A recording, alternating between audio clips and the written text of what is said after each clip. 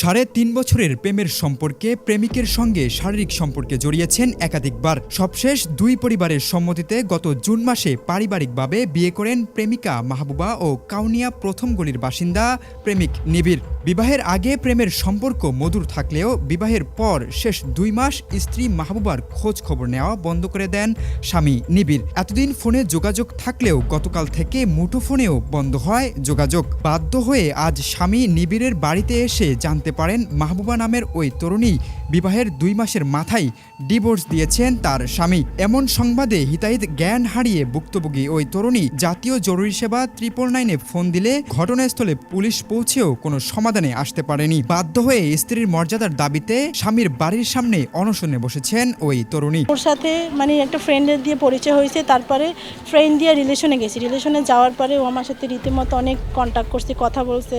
তারপর আমাকে নিয়ে কুয়াকাটা ঘুরতে গেছে, আমাকে নিয়ে ঢাকা গেছে। তারপরে সব কিছুই ওর সাথে আমার সাথে একটা স্বামী স্ত্রীর মধ্যে যা হয় সব কিছু ওর সাথে আমার সাথে হয়ে গেছে বিয়ের আগে। তারপরে যখন সব কিছু বিয়ের আগে হয়েছে, তারপর আমি ওকে বলছি যে আমাকে ইগনোর করে বিয়ের আগে সব কিছু হয়ে যাওয়ার পর। ইগনোর করার পর আমি ওর ফ্যামিলির কাছে আসছি। ওর ফ্যামিলি তখনও আমার সাথে এরকমই করছে যে আমি ফোন দেবো না, মেসেজ করবে না, গেট আটকাই রাখছে। যাই হোক, ঝামেলা করার পরে আমি থানায় যে অভিযোগ দিছি, পুলিশের কাছে বলছি। তারপরে তারা সব কিছু নিয়ে মীমাংসা করাই দিয়েছে, বিয়ে পড়াই দিয়েছে ফ্যামিলিগতভাবেই। কাজী অফিসে নিয়ে বিয়ে হয়েছে।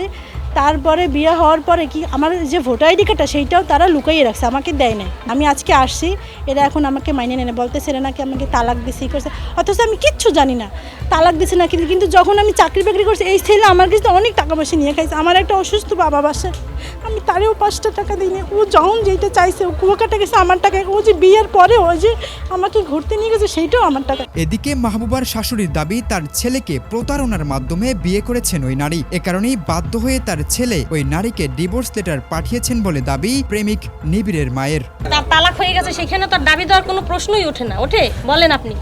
এইখানে যেখানে তালাক হয়ে গেছে সে জানিয়ে শুনে এখানে গ্যাঞ্জাম করতে আসছে, আর কোনো কিছু না। আর তার সাথে যার সাথে এই সমস্যা হয়েছে, ওই ছেলের সাথে বোনাবনি হয় না, হয়তো বা তার ব্যাপারে আমি জানি না। আমি আজকে এটা পাইছি হাতে, ঠিক আছে? এই জন্য আমি এটা আপনাদের আমি দেখাইছি। আমি জানলাম যে ও তালাক হয়ে গেছে। আমার ছেলের তুললে নিয়ে গেছে, নিয়ে মিথ্যা অপবাদ নিয়ে জেলে ঢুকাইছে। একটা মেয়ে একটা ছেলেকে তুলে নিতে পারে?